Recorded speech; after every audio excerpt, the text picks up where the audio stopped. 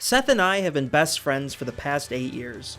And while we have some interests and hobbies that overlap, for the most part, we enjoy very different things. We're not pros, we're just fanboys.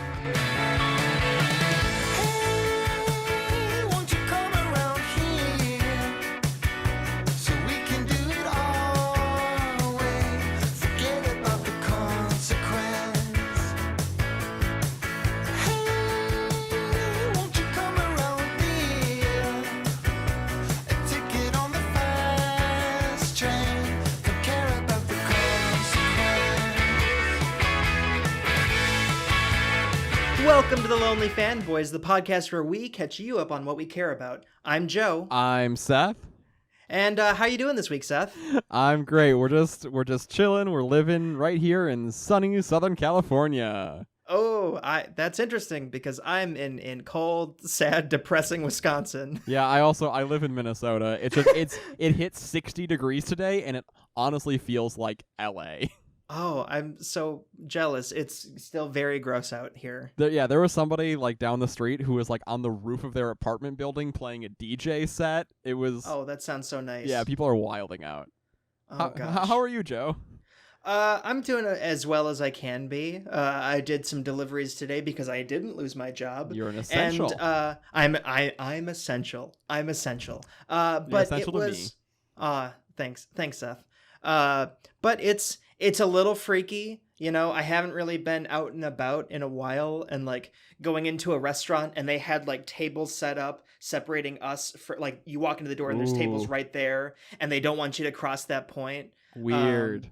Or there's like a sign on the door that says like knock and we will bring the food to you. Stuff like that. It's wild. It's wild. I mean, I'm glad people are taking this extra seriously, but yeah, I'm sure absolutely. It feels like a disaster movie or something. It does. It's completely valid and completely important. Yes. It's just jarring. Yeah. Wild. Yeah. Well, let's provide an hour of distraction from all this madness that's out in the world. Let's start off like we do every week. We've got 5 questions. Those questions are: what are you watching? What are you reading? What are you listening to? What are you playing? And of course, what are you wearing? Because we are a primarily fashion-focused podcast right here. Just absolute gurus of the business. Fab. So, Joe, let me ask you, what you watching?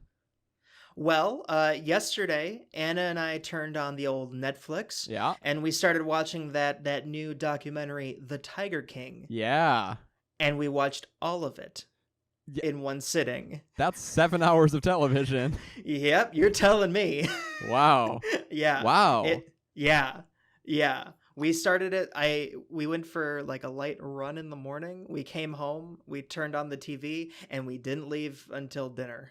Oh my God. Yeah, we watched all of it. I want to know what your experience of the show was like watching it all straight. I took like 2 or 3 days to get through it. And I know we're going to have to talk about the show way more. Yeah, so I think after this, audience should go over to the YouTube channel, the Lonely Fanboys YouTube channel, and check out our little mini-sode on this, because I think we're going to go pretty deep into this little docu-series. Yes. Yeah. There's far too much to talk about to fit it all right here. But yeah. I do want to know, did your opinion of the show change binging it all straight? Oh, man. I mean, I don't know, because I don't know what your opinion was watching it in pieces. Right. It was interesting because for the most part, I was introduced to a character. I had an opinion about that character, and it didn't really change throughout the whole series. I kind of got who they were, with the exception of Carol. That was a roller coaster. Holy cow. Carol Baskin, is that her name? Oh, yeah. I have so much to say about old Carol. Oh, my gosh. Because they do a great job in the very first episode. They introduce her, and she runs a tiger sanctuary for anyone who hasn't seen the show. And she's going after these like Joe Exotic characters who are running these tiger zoos. And at the beginning, you sympathize with her. You're like, oh, she's kind of humanitarian. She's like doing this stuff to help the tigers. But then, like, Joe points out that she's doing exactly the same thing he's doing, but just calling it something different. It's the And exact same thing. It's 100% no. They're doing the exact same thing, but she's putting Save it for the mini-sode. Save it for the mini-sode show. I'm sorry. Okay. Okay. If you want to hear more about this, check out our YouTube channel, The Lonely Fanboys, at youtube.com, and we'll talk all about it. And what have you been watching, Seth? I have been watching. So speaking of YouTube, there's a popular YouTuber. Well, not a YouTuber, just a content creator by the name of Summoning Salt. And Summoning Salt speedruns video games. Ooh. And specifically Mike Tyson's Punch-Out. But that's not why I watch this YouTube channel. Summoning Salt is also like a historian of the speedrunning community. And he just put out a new video all about Mike Tyson's Punch-Out, which is the game that he knows the best. And you will never care more about a video game that you've never played in your entire life. And these people who have skills that you can't even touch and you don't understand what they're doing, but Summoning Salt presents the history of these games with such a unique and interesting perspective on them that you get so emotionally invested into what these speedrunners are doing. I mean, if I said, you've shown me this channel before, and if you said, hey, back in 2004, this dude played a video game a little bit faster than most people, be like, oh, all right, cool. But Summoning Salt makes it important and makes it feel like it's a piece of history, and it really makes you respect speedrunning in a way that you might not normally. He's really like a true like documentarian for speedrunning. It's amazing. Yeah. So Joe, what have you been reading? Well, I just finished a little audio book on audible.com, not sponsored yet. Not yet. Called Where the Crawdads Sing. Ooh. It's a really great story of a girl living in Here comes Georgia. The quiz. I believe it's Georgia, if I recall. I haven't read it. Yeah. It's okay. But she's living in the marshes. When she's a little girl, her mom leaves her shortly after her brother leaves because of an abusive father. And then not long after that, the alcoholic father just gets on a boat and never comes home. Wow. And so it's this 9-year-old girl. It's a piece of fiction, but it's this 9-year-old girl who raises herself in the marsh, and she rejects going to school, but she becomes so immersed in the marsh and studying the agriculture and the wildlife that she actually ends up, spoilers of a book, I don't know, no spoilers. My dad's reading this book. I'm so sorry. She ends up being a very influential person in her town because of her passions. Okay. Cool. It's really beautiful. And there's also this, like, strangely enough, there's this mystery involved in the story. Interesting. And that's also very interesting. Yeah. Okay, cool. Yeah. What have you been reading? I have been reading not a book. I feel like I have yet to choose a book for this segment.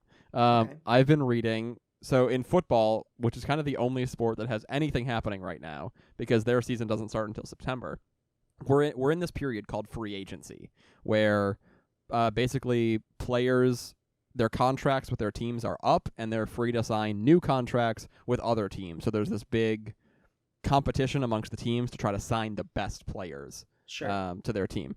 And I'm a big Green Bay Packers fan, and so I've been closely following all of the free agency news for the Green Bay Packers, all of these star players who they could get this guy. They never go out and actually get that guy because these players make way too much money and the Packers don't have a ton of money to spend. But it's very exciting just like picturing, in this time of no sports, you can sort of make up for it by just like picturing like, man, what if Aaron Rodgers could play with that guy?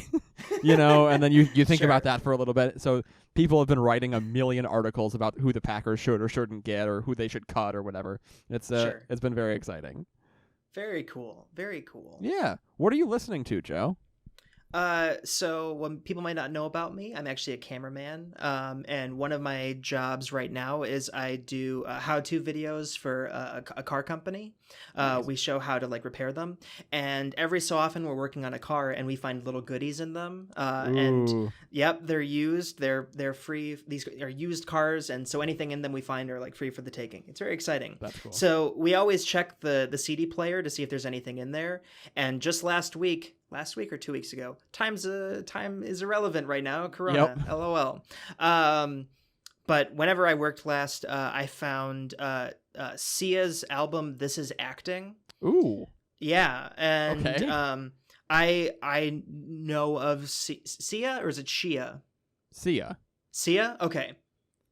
It's Sia? It's Sia. It's for sure Sia. Okay. I don't know. I haven't really listened to her except for the Cheap Thrills song. Oh, really? Not even Chandelier? Oh, yeah, I guess. Okay. Yes. Okay. Yes. Thank you. You know who Sia is. I know who Shia LaBeouf? Stop. He was in one of her videos. You know that, right? No way, really? Yeah. No, I don't. Okay. That's cool. Yeah, it was a little weird. Anyways, so I listened through that whole album and I really enjoyed it. Again, I really enjoy people like Billie Eilish and very vocally focused singers, and she is fantastic. She's amazing. Yeah. Yeah, she's really, really great. Yeah, also just a super interesting celebrity. I wouldn't say like good person necessarily, but not a bad person. Just like kind of actually the same energy as Shia LaBeouf. Like she's just wild. Yeah, and it's partially due to her her hair outfits, her hair looks, her hairstyles. Hairstyles, that's what they're called. Hairstyles. That's what they're calling it these days. But not knowing her face is kind of exciting. So like you don't really know who she is out in the wild of the world. And that's the whole point. Yeah, exactly. And I remember a few months ago I saw a video of her singing in a choir, and I had no idea who she was until I read the little description that it was Sia. So yeah, she's an interesting person. I enjoyed that album that I got for free. What have you been listening to, Seth? I've been listening to this little underground podcast. Not sure if you've heard about it. It's called My Brother and Me. You mean the advice show for the modern era? Yeah, I do. I'm your oldest brother, Justin McElroy. Yeah. But no, somehow in this time of quarantine, I like got behind on the podcast. I think it's because normally I'm like in a routine of listening to podcasts in my car, but now I'm not driving anywhere. And so I just haven't been listening to podcasts. So the other day I was able to go through and like listen to like 3 My Brother and Me's right in a row, which was like great. They're so funny. I don't know if you knew that. They're so funny. I just like I take it for granted so much, but they're hilarious. Also, they're hysterical. Now that we've started podcasting, they're so good at podcasting. They're it's so ridiculous. Good at it. They're so natural. Yes, absolutely. Yeah. And I mean, we talked about Griffin doing the Animal Crossing videos, but they've all been doing a bunch of videos during the quarantine. Have you seen Justin's Daddy and Daddy and Charlie? The Daddy and Charlie show. Yeah, it's amazing. It's adorable. Anyone listening, go check that out after the podcast because it is precious. Today, Travis streamed Animal Crossing for a little bit. Okay. Their dad has been reading The Hobbit and like other books as like storytime books. They are all killing it. Yeah, we could not live without them. Yeah, absolutely. Speaking of how you're living, Joe, what are you playing? Oh, I'm still obsessed with Animal Crossing. Yeah. That has not changed. I was trying to think of something else I played this week. I've only really played Animal Crossing. I just built a campsite, which means we're going to start getting some new villagers. Nice. Yep. I built Mabel the Mabel Sisters store, so they're going to be coming tomorrow. I'm so excited. Wow. All of the clothes. Yep. It's great. I am just addicted. It's bad and good. Yeah, that's fair. Yeah. It's the perfect thing for right now. This was the perfect game to come out during this quarantine. I know I said it last week. I was hoping I would have Animal Crossing by this week. I'm supposed to get it in this coming week, so I think next week's episode might just be an Animal Crossing episode. I'm sure it will be. Yeah. So everybody look forward to that. Yes. Fantastic. What have you been playing, Seth? I've been playing this is a game you played this week because you played it with me.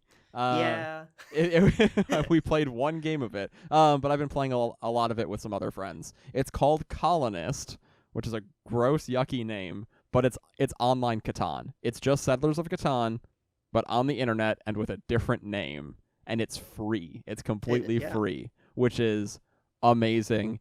and such a good time killer right now. It's a way to like engage your brain and also like, have fun with other people. You can play with up to 3 other people.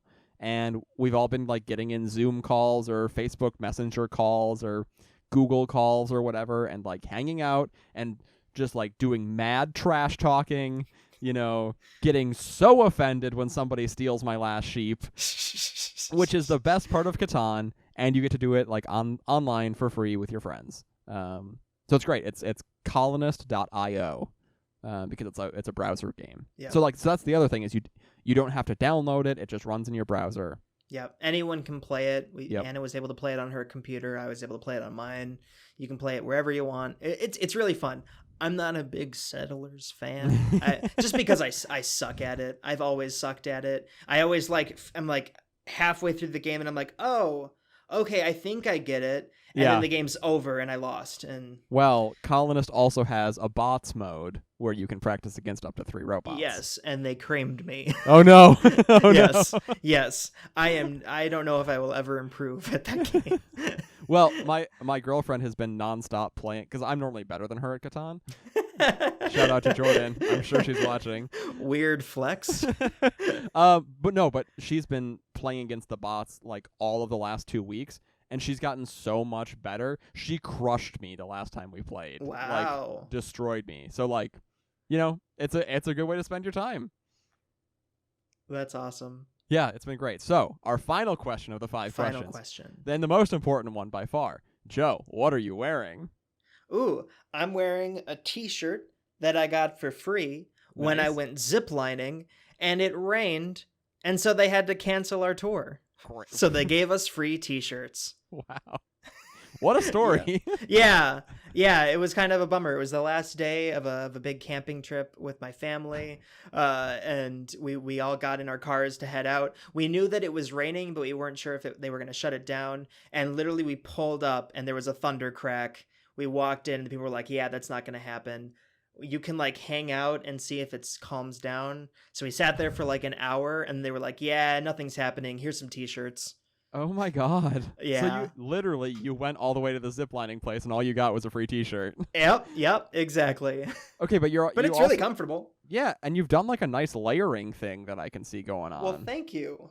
You got like what is that, like a brown flannel thing? Brown flannel. Yep, I like it. Nice. I like it. That's some fashion. Thank you. And Seth. Yeah. Don't do it. What are you wearing? That was horrible. That sucked so bad.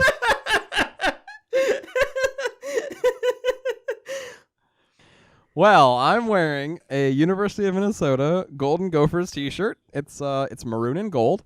I got it my freshman year of college. Ooh. Right.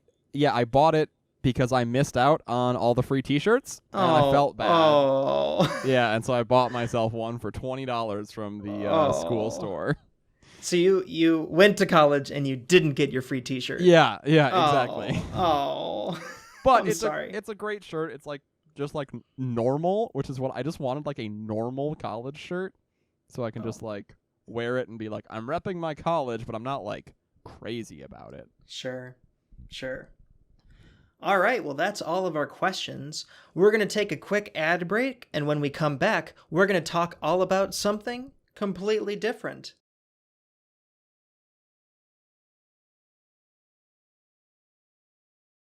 Well, ladies and gentlemen, it's finally here. We're excited to announce our new line of merch. The Lonely Fanboys merch!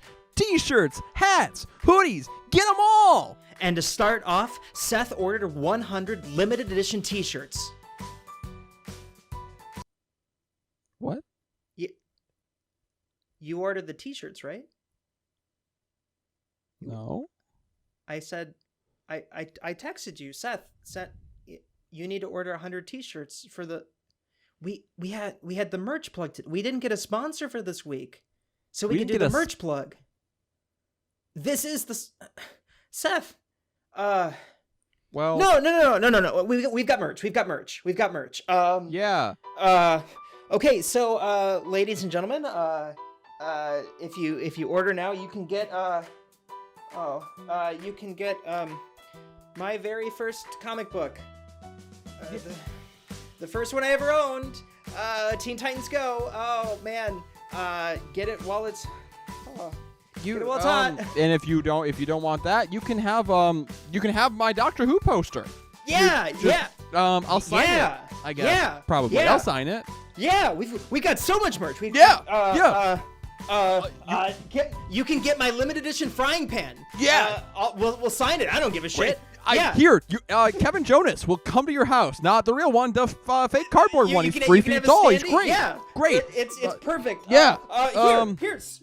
You know what? Here. My wedding ring. You can have it. My college degree. Just go to Lonely Fanboys. It's not worth a lot, but I promise it'll be great. It'll be great. I just already signed it.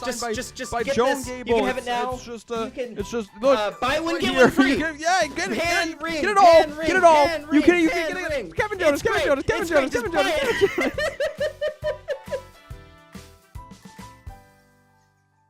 And that's a commercial.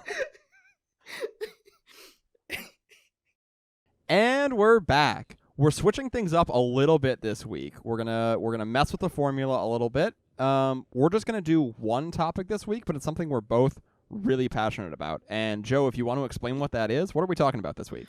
That's right. So while kind of coming up with the topics for this week, I started looking into things that I really enjoyed, like God of War and E3, Comic-Con, things like that. And so I watched the Raising Kratos documentary, which is a fantastic documentary. Check it out if you like the God of War trilogy. Where can I find that? It's just on YouTube. Anyone can watch it on YouTube. It's really great. But there was a moment where they're presenting the new game to the entire audience of E3, and I was watching this. I'd seen it 100 times, but I just got this rush, this excitement, this like build up, and I realized that that's kind of what this show, The Lonely Fanboys, is all about. Is us just sharing those little moments that we've had where we find out about something new that we enjoy coming out, and we just get so excited. And so often I feel like as a fanboy, per se, I feel like, 360 days of the year, I'm talking to an empty void about the things that I like. Yep. And then E3 comes around, Comic-Con comes around, and suddenly I'm surrounded by all these people that love the same thing that I do, and we all freak out together. So I wanted to spend this episode to kind of culminate the thesis of our episode with fanboy hype. Yeah, and this is how we both feel about the things that we love. This is why we started the podcast in the first place. So as you listen to it, this is why this stuff means so much to us. So you already started talking about God of War. Why don't you just keep going with what was so special about that moment? Yeah, so God of War, for me, was a series that I was always loosely connected with. I hadn't played the games until this newest one came out, but my friends did. And it was because I was one of those kids that wasn't allowed to play M-rated games as a kid. I could only sneak over and play them at my friend's house. And God of War was one of those games that I loved going over to my friend's house. And even though I wasn't allowed to, play it with them or watch them play it. And it was very exciting. And I loved Greek mythology growing up. I thought that was super cool. And that was very exciting for me.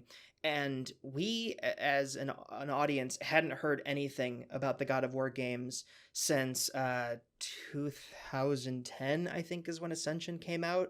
I think something like that. And just radio silence, hadn't heard anything. And it seemed like the series, for the most part, was dead.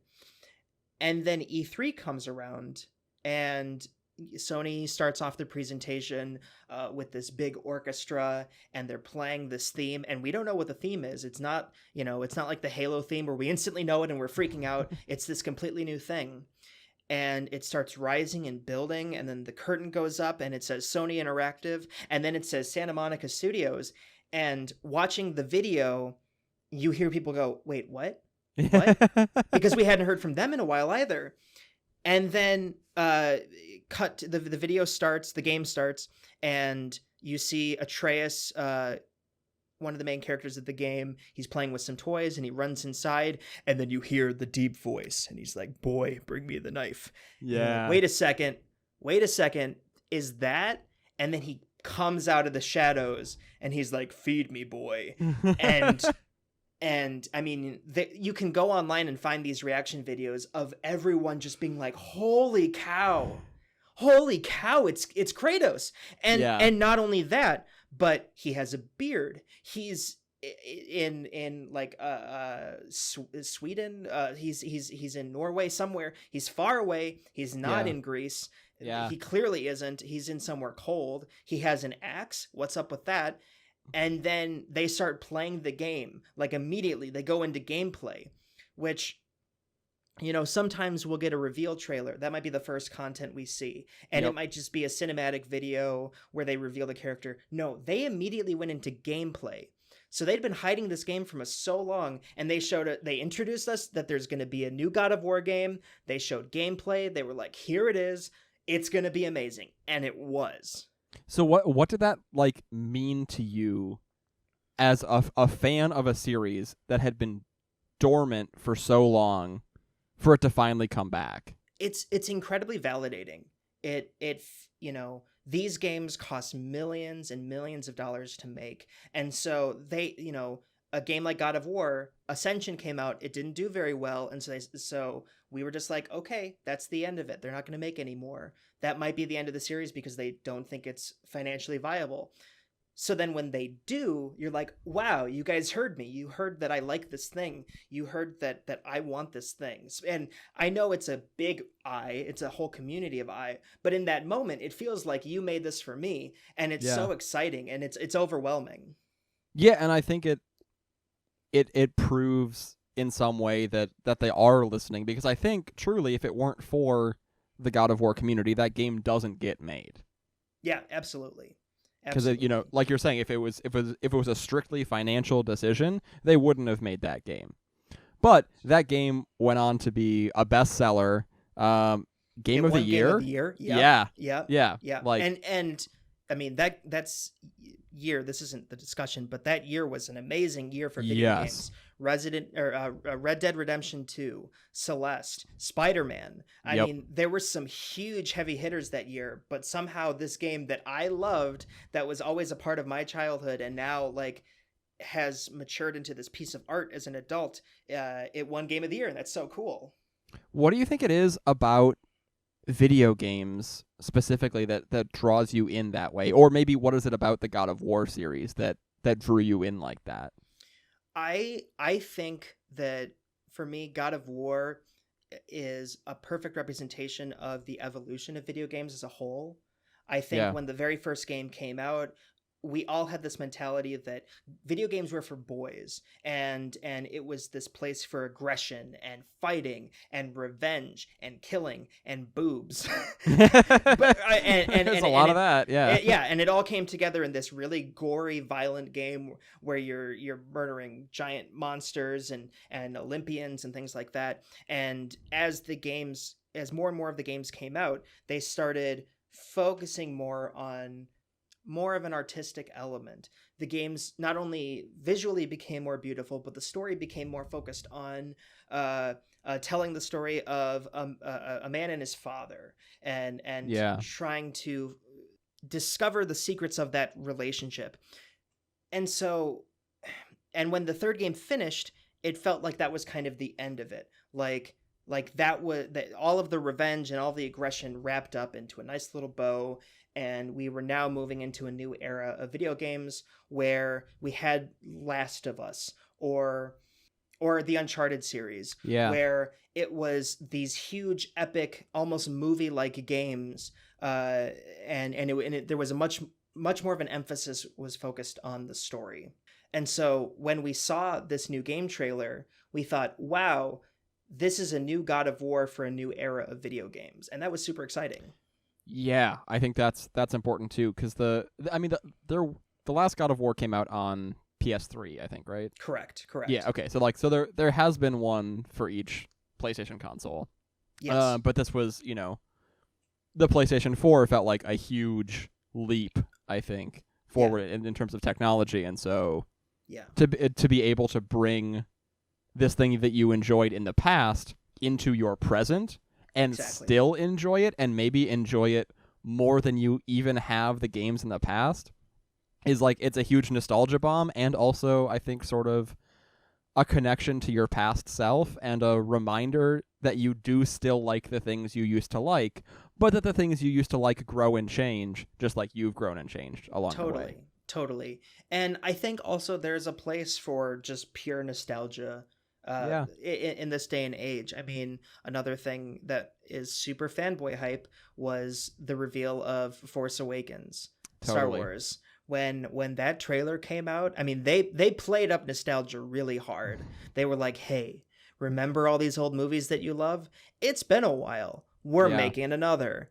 And you saw the Falcon, you saw Han Solo, you saw your childhood in a movie. And even though, you know, it got a lot of criticism for being just a rehash of A New Hope, it was still so much fun. Yeah, and I mean, I remember sitting in the theater to see it, and feel like the minute that I saw, like, that I heard the music and saw like the words Star Wars in that iconic font on the screen, I was like, this was my price of admission. Because I, you know, growing up when we did, you know, in the 2000s, like, the prequels were already out, and they, similar to God of War, didn't do very well. Yeah. And so I just never thought in my entire life I would sit in a movie theater and watch a Star Wars movie, like, on opening weekend. Yeah. Like, that was never an experience that I thought I was ever going to get to have. And I would look back and think about, like, what must it have been like to be there, you know, for, like, you know, the third movie, or like, or like when the prequels came out, like, what must it have felt like to, like, be there for those. And on my end, I actually did get to see, I saw Revenge of the Sith in theaters, and like, as a kid, I didn't know that these movies were bad. I just had fun with them. The prequels were actually my introduction to Star Wars. I watched Attack of the Clones on TV with my parents, and I said, wow, this is incredible. And my parents were like, great. They took me to the Blockbuster, and we rented all of them, and we watched all of them together, and I fell in love with this whole series. So I still have a soft spot for the prequels. But anyways, so, you know, but I also kind of grew up around people who weren't really into Star Wars, other than like my parents. I didn't have friends that were as excited about it as I was. So going into The Force Awakens and sitting in a packed house of people who were freaking out just as much as me, and like screaming as soon as the opening theme started, that was just a rush. Clapping when the Millennium Falcon showed up or Han showed up. We make fun of it now, but it really was such a like rush of emotions. It was so cool. I'm not even making fun of it. I still feel that way. I still felt that way seeing the last Star Wars movie, even though, you know, I had been so blessed to now see 2 Star Wars movies in a theater. I was like, here's the third one, and I still gave me chills just like hearing the music and watching the, you know, the opening scroll and being like, this is incredible. I feel like this is like almost a once in a lifetime experience. Like, this was never supposed to happen in my wildest dreams. And now here it is. And that's, it's really, it feels like the realization of something that you've wanted for so long. And sometimes it's something you didn't even know you wanted, or it's like it's the fulfillment of something that you thought was impossible. Yeah.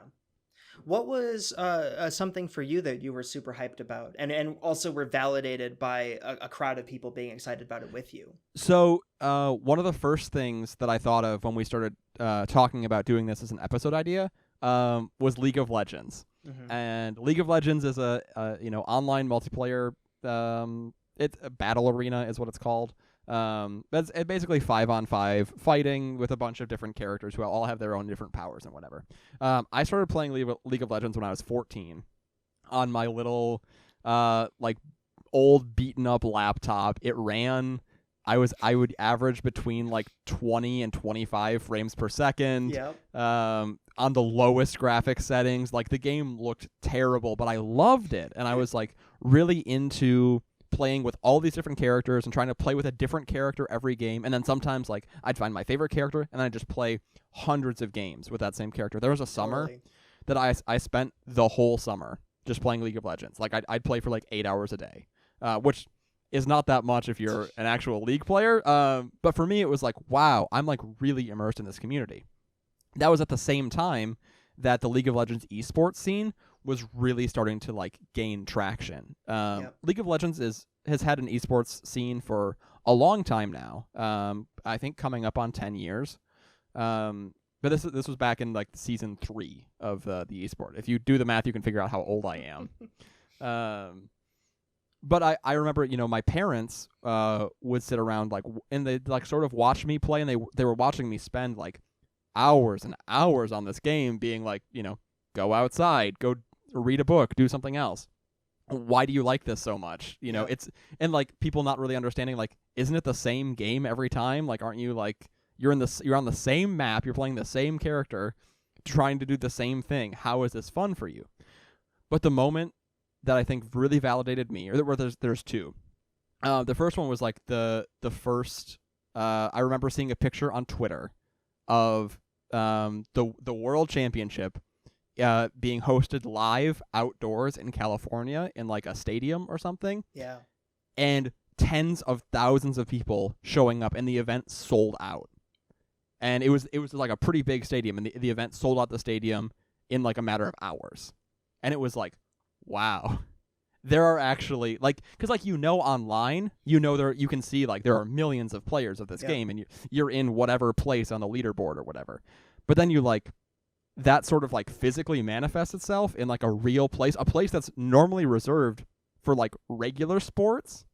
Now you have like esports cutting in, and it was like that's incredible. And then the second moment that I think validated for like a lot of people around the globe was when the International, which is it's a game called Dota, which is like League. It's pretty much the same thing.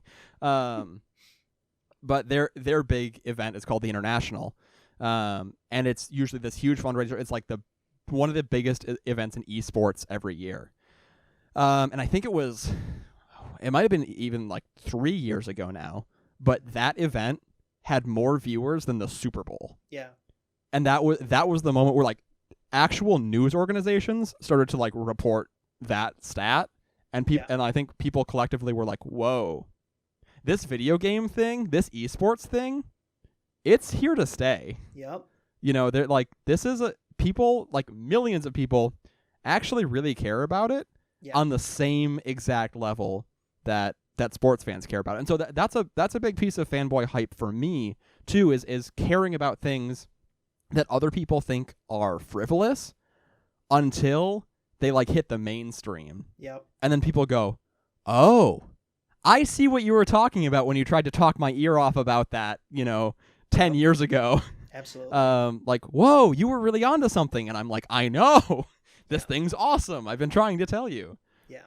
But that sort of that validation, like crossing over into like CNN put out an article, and CNN will now like put out articles about League of Legends Worlds. Yeah.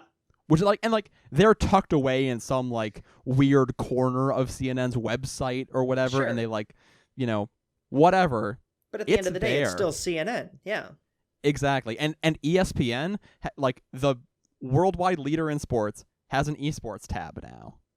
And that just like, that makes me feel so much better about all that time that I spent playing this game. Like now I can look back and look at it as like the same way that I look at playing T-ball. Like, was I ever going to make it to the major leagues? No. But I was participating in this culture that matters, that has some sort of cultural significance, that has the same sort of cultural significance as mainstream sports. And that, that's really validating for me. And I know it's very validating for a lot of people in that community as well. Yeah, absolutely. And I think, with the internet, the age of internet, I think, I can easily look up League of Legends and find 100 videos on YouTube of an individual talking about it. But the minute you see one of those conventions or a huge tournament where you see hundreds of thousands of people in a room that are all so passionate about the same thing, it's exciting. You get this rush Yeah, and that's another really good point too that I think is important for me, is that like when I watch a baseball game on TV, I can't exactly go outside and play baseball. Like I can go outside and throw a ball around, or like, you know, Right. I can grab a buddy and we can throw a ball around, but we can't go outside and like play the game unless we have a ton of other people, and it has to be, you have to organize a time and place and who's on what team and all these organizational details. When I watch a League of Legends game, I can then, while I'm watching it, I can go play League of Legends like on my own time. Like Yeah. I can just get right on my computer and boot up the game and play it right alongside the pros, which just makes it feel so much more accessible. And like if a pro does something that where I'm like, wow, that's so powerful, I can jump right into the game and try to do it myself. So with things like League of Legends, you see this growth in the community, and like you said, now it's on CNN, it's on these huge publishers. But then there's these more obscure things that you're a fanboy over that you don't really know has a following until you find out there's an event for it, and as soon Right. as you go, it's this huge thing. Specifically, something that I want to talk about a little bit is something like the Rocky Horror midnight screenings. Sure. Yeah, I mean, this is a movie that, you know, I'd heard that there was this thing, Rocky Horror, and when I was younger, I finally watched it and I loved it. And I had this vague understanding that there were these midnight screenings that some people would go to where they, you know, throw up toast and is really obnoxious. But I had no idea what that was like until college. I attended UW Milwaukee, and there's a famous theater near Milwaukee called the Oriental, and every Halloween they do a huge, every month they do a huge Rocky Horror Show event, but Yeah. Halloween is really big. And so we attended the Halloween one, my wife and I, and it's enormous. Yeah. And you don't realize how many people like it until you're in a movie theater with hundreds of other people all yelling these chants, squirting water bottles at each other, freaking out over this thing, and finding out that you all really enjoy this one thing. It's so cool. Yeah, and I think there's something about that that's, again, very validating, and also I think attached generally to the human experience. You know, I think we all sort of have these things that we wonder sometimes, like, am I the only one that does this? Yeah. Like am I weird? And you don't want to be weird. Being weird is so bad until you're in a room with people and you're all being weird, and that's when you like your brain can finally relax. Yep. And you can just say like, I'm just being myself, and that feels so good. And that's, you know, that's why it's worth it to get really excited about things and to go in and learn every little detail of something. I'm a big fan of board games. Even though like most of the games I get, I play them a couple times with other people, and then like we all run out of time to play them, and you know, it's never the right moment, or people are busy. You know, it happens. But so there's this game Dominion, which I love so much. It's a card game. It's a deck building game. It's like reasonably popular online, but I've only ever known like a couple other people who are into it, and they all live in Madison, and I moved out of Madison. And so I brought it with me to Minneapolis. But it took me 4 years until I met somebody else who also liked Dominion. Somehow it just like came up in conversation. She was like talking about like playing it with her brother. But then like in that moment, I was like, you play Dominion? I play Dominion. And we both had this like Rolodex of cards that we had memorized exactly what they did and exactly how you use them, and we had all these stories memorized of like all these cool things that have happened in the game. And in that moment I realized that like I had been like bottling these things up, and they'd been taking up like actual brain space, and then I was able to like spill them. Yep. And I felt like, oh, thank God, that wasn't a waste of brain space. I haven't been wasting my time with this game. Yeah. Somebody else likes it so much, and you know, and it was so comforting to just be able to like talk about the thing that I love and have somebody understand it without me needing to explain it to them. Yeah, I mean, one thing that I've recently gotten really into, and again, it's that thing where you don't want to feel weird, so you don't really like to talk about it. Yeah. But I've really gotten into puppetry. Yeah. I made a puppet for my senior thesis film, and since then I've been completely addicted. I've made a lot of little puppets that I've really enjoyed making and playing with, and seeing how that, experimenting with voices and things like that. And Seth recently convinced me to join TikTok. And one of the really exciting things about TikTok is, you like something and then the algorithm figures out other things that you like.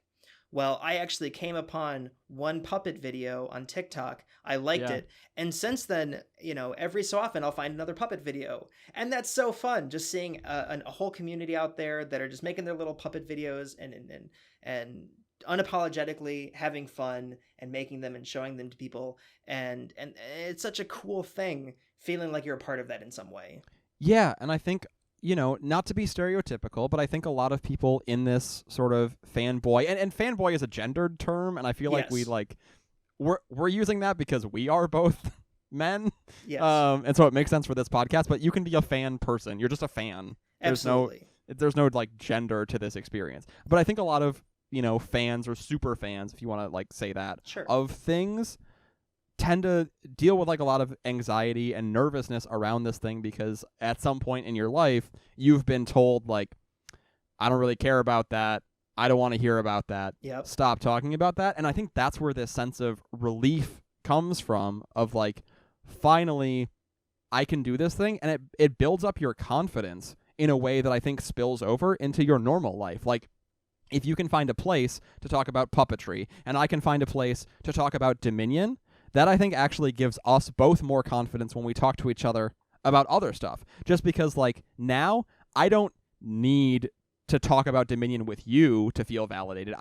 Your opinion about Dominion doesn't matter as much to me, because I have this other place where I can go and talk about Dominion and be part of this community. And so it allows me to like sort of get that stress off my brain. Yeah. And it gives me confidence to just be who I am in my daily life. Yeah. Yeah, I can think of a handful of times where I've met someone new and I'm talking to them for the very first time, and they bring up something I like, and I get way too excited about it, and I start going off and I just start talking about it, and I see that look in their face where they're like, yeah, and then I completely retract. I'm like, but yeah, it doesn't really matter. And then I shrink and I overthink that conversation 100 million times, and I feel like it's wrong for me to like that thing. Right. But then I go on the internet and I look up hashtag puppetry, and I find 100 things on Instagram of people making their puppets or experimenting with them. I found this awesome guy on Facebook. I found this community on Facebook of people who make puppets, and there's this one dude who just makes Elmo puppets, and he's made like over 100 of them. I love that. Yeah, and I love that so much. He's younger than me. He's so talented. Oh my god. Yeah, he's just this kid who like makes a bunch of Elmo puppets in his room. And there's this community of us that are just like, you're doing amazing. Every puppet is greater than the last. Keep it going. And that's just so fun. That's so cool. And so important. I feel like we all need and deserve spaces like that. And I know it would be hard to change mainstream society in such a way that we all get to do that, but I think we can make a change to like make it easier for people to find their own little communities. Yep. I think it's ridiculous how sometimes how long you have to wait until you like find somebody who likes something. But I think that's one of the good things that social media does. There's a lot of bad that social media does, and we know a lot about that, but one of the good things that social media does is it allows you to make those connections, because otherwise you'd be like, if you didn't have the internet, you'd have to like wait to meet somebody who lives in the same town as you, who also is into puppets, and then it's still just one other person, right? Which probably wouldn't be enough, and that's only one other opinion about puppets. Yeah, and I think there's a huge difference between finding like a forum of puppet makers and just posting on Instagram something you made that's a puppet, because you're going to get completely different feedback. You're going to get if you just throw it out on the internet, someone's gonna be like, "Oh, cool," or "Wow, what a freak! What are you doing with your life?" Right. Versus if I post it on a puppet forum, they're gonna see like the intricacies of something that I made, or like, "Wow, that's so cool that you made it blink," or something like that. Yeah, and you can have that complex, nuanced discussion where they both compliment and critique you, Absolutely. and it means something. Yeah, absolutely. So going back to like fanboy hype, what is was there something from your very like younger childhood that you remember kind of bringing on that validation or that hype as a fanboy? I mean, we're talking a lot about it from a nostalgic perspective, and I just wonder if there's anything from like while you were a kid realizing that other people liked the thing that you liked. Oh, sure. I mean, I think the perfect example of that for me is Magic the Gathering. Okay. I have a couple stories about Magic the Gathering. I started playing Magic when I was 10 years old. My cousin taught me to play, and I just thought it was this game that he knew. He and my uncle had come over, and they'd been talking about this game for a while, and they were like, "Oh, here, we'll teach you how to play." And Magic takes a while to learn, so I spent like the whole day like learning how to play. And then I just sort of like played by myself for a while, until I think it was maybe a year or two later. Like, I had introduced a friend of mine to it, and we started wondering, like, do other people play? And they put these little things in the booster packs that said something about like going to a store and playing at a store, and we were like, that sounds like kind of intimidating, but like, I don't know, we'll go. Like, as long as it's other sixth graders, like, can't be that bad. And so we go for our first time to play Magic at a store, and there is like one other sixth grader, and then it's mostly like 20, 30, 40-year-old men Yep. who are in this store playing Magic the Gathering, and we went, whoa. And that whoa was, one, being intimidated because we felt like totally out of our league.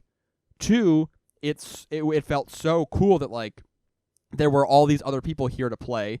Three, it was this realization of like, I could play this game my whole life. This isn't just a game for little kids. Like, if these adults are still playing it, like, I guess this has appeal to lots of people. And so like all of those things like hit us in that moment, and we were both so nervous. We just like, sort of like, our parents like walked us up to the counter, and the guy sort of like explained like what was going to happen. It was a draft. And so, he told us how to do the draft and how long it would take. And then our parents left, and they sort of just left us there. And we were like, okay. And so like, we were scared. So we like just walked over to our seats and sat down and didn't talk to anybody. Yep. But a couple of the older guys in the store were very sweet to us, and sort of came over and like introduced themselves to us. And they were like, we haven't seen you around here before. Like, do you know what you're doing? And we were both sort of like, oh, yeah, we know how to play Magic. Duh. And they were like, okay, yeah. Here's some advice for like how you might want to do some of this. And they sat next to us during the draft. And I think we both lost every game, because of course we were like not very good at the game. But we had so much fun, and we got addicted immediately. Like, we both went home and we were like, so can we go back next week? Because it was totally that experience of like being like a little kid, thinking this was just a little kid thing that I just did with my friends, and then going to this place and realizing like this is a whole lifestyle for people. Totally changed the way that I thought about the game, and changed the way that I thought about the things that I like and how I like to spend my time, and even like what it means to have fun. Like that, like having fun, I can have fun with other people. Like that sounds weird to say, but like growing up as like a quiet, shy kid, being able to like go out and have fun in a room that had 30 other people in it was wild. It changed the way that I thought about myself. Like I can go hang out with large groups. That's amazing. I think it contributed so much to my growth into the type of person that I am today. Totally. Did you have any moments like that as a kid? Yeah. Sorry, go ahead. So, when I was a kid, there was one day I was sneaking around my grandparents' basement, and I came across my dad's old comic book collection.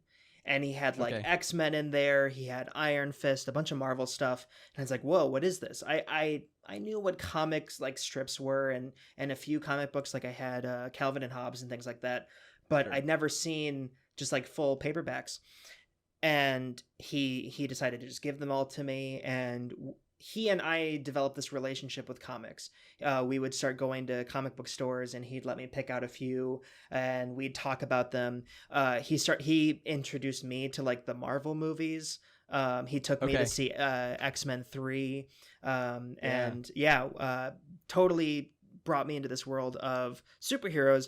And I kind of had this understanding that there was probably a community, just from going to comic book shops and things like that. But I had no idea of how big it was until they killed Spider-Man in the Marvel comic books. And I was my stepdad was reading I think it was like the New York Times, and one of the first articles on there was Spider-Man has been killed off in the Marvel comics. And it's like, whoa, this is big. And like they were talking about it on the news, and it was like this big thing. And I was like, wait, people actually care about this? Like people care that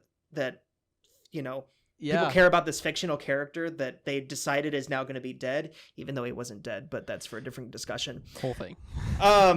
But yeah, and so and sure, and of course nowadays, like the Marvel Cinematic Universe, I mean, I've talked about it in the last few podcasts. It's just huge, and comics are huge, and superheroes are enormous. And so that was my first introduction to everybody knows about comics, and there's a large percentage of people who actually read comics, and that was super cool.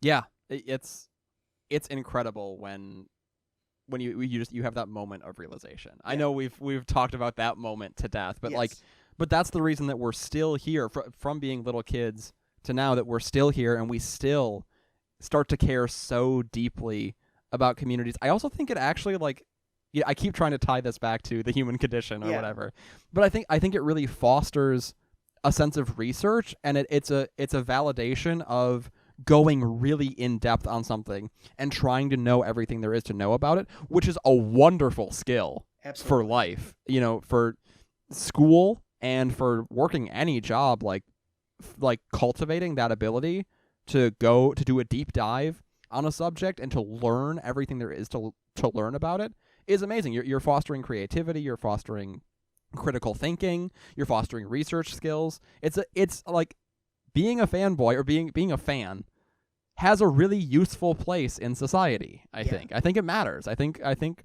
caring about things matters. Absolutely. And I want to bring it back to that feeling of being weird and feeling different. We've talked about so many of those moments, but it really is still just as surprising. If I walked into a coffee shop tomorrow and I saw two people playing Magic the Gathering, I would still be surprised, and I'd be like, whoa, look at you guys. Or if I was having a conversation with someone and they said, hey, are you familiar with the Witcher series? There's that feeling never really goes away when you have that realization that someone else also likes that thing that maybe you're not supposed to talk about in public for some reason. Maybe it's taboo. I don't know. I don't really know that many people in my world around me that likes that thing other than the internet. Yeah. So to sort of tie a nice bow on this thing and start to pitch our episode for next week, I think we're in a moment like that right now with Animal Crossing. Absolutely. I heard on a podcast this week that Animal Crossing is perhaps the most important video game to ever be released because it's going to save lives by encouraging people to stay home and play it. But the reason that that's happening is because there's this community of Animal Crossing that's waited so long for this game to come out, and they've been just telling their friends about this game and why this game is awesome for the last 6 years or however long it's been. And they've just been saying Animal Crossing's so great, Animal Crossing's so great, and their friends go, yeah, whatever. When I have the time, I'll check that out. And now everybody has the time, and not everybody, but many people have the time, and millions of people are playing this game, and they're playing it together. And Animal Crossing, in the game, you can go visit other people, And so Animal Crossing is helping people to quarantine and social distance by saying, oh, I can still go hang out with my friends. I'll just do it in the game instead of doing it in real life. And it's encouraging people to stay home, to stay safe, to do the right thing. But that doesn't happen if it's not for this community of people who love this game so much. They just keep talking to their friends about it, and they convince them to buy it, and they say, no, here's why you should get it. Wait. I know that game sounds boring to you, but let me tell you why it's exciting. Being a fanboy has saved lives. We're heroes, Joe. We're heroes. We did it. We saved We're the amazing. world. You guys all finally listened to me, and you got your crossings, your Animal Crossings. You're welcome. Yeah. So send our check in the mail. And we'll appreciate you. I think that's gonna about do it for this episode. Yeah. We'll be back next week with an Animal Crossing episode. So you can hear all about that. We want to know what you think about Animal Crossing, so email us at thelonelyfanboys@gmail.com. Also, if you have thoughts about your own fan experience, again, not a gendered thing. Fanboys is just the title of the podcast. Yes. Your fan person moment, I want to hear about. I want to hear about when you getting excited that other people are excited about the thing that you like. So, yeah, please send us all of your stories at thelonelyfanboys@gmail.com. We'll read them on the air. If you don't want us to read them on the air, let us know that, too. We just really want to hear from you. You can follow us on Twitter at @TLF_pod. Subscribe to our YouTube channel. Ring the bell for notifications. And thank you to Alight the Night for our opening theme song, Consequences. And now to close us out, I would like to introduce you to a new original work. A fanboy talks to his dad about something he likes. Hey, kiddo, what you doing over there? Oh, I'm playing a video game. A what? It's a video game. Oh, are you just playing your Nintendos again? No, Dad. This is God of War. Okay. Well, what is? I'm the God of War. You're Ares? No, Dad, I'm Kratos. What? I'm awesome. Well, I swing these chains around, and they got blades on them, and I murder people all the time. Doesn't sound like Greek mythology to me. Okay. What do you do in the game? I swing blades around and I murder people. Were you not listening to the last thing I just said? Why do you... This is violent. Why aren't you playing sports outside? Oh, no, Dad. It's okay. A guy on a podcast told me this is really important and that in like 10 years, this will really matter. I'm a hero! Oh, okay, so you're doing heroic things? Like Superman. I know Superman. So what kind of heroic things are you doing, son? Well, here, what? So you see that guy over there? Yeah. That looks like I'm a gonna cut his head off. Oh my gosh! That's so gory in this pre-9/11 era. What are you doing? Oh my gosh! And scene. Thank you so much for listening. We're the Lonely Fanboys. Thank you. Have a good night, everyone. I'll see you later.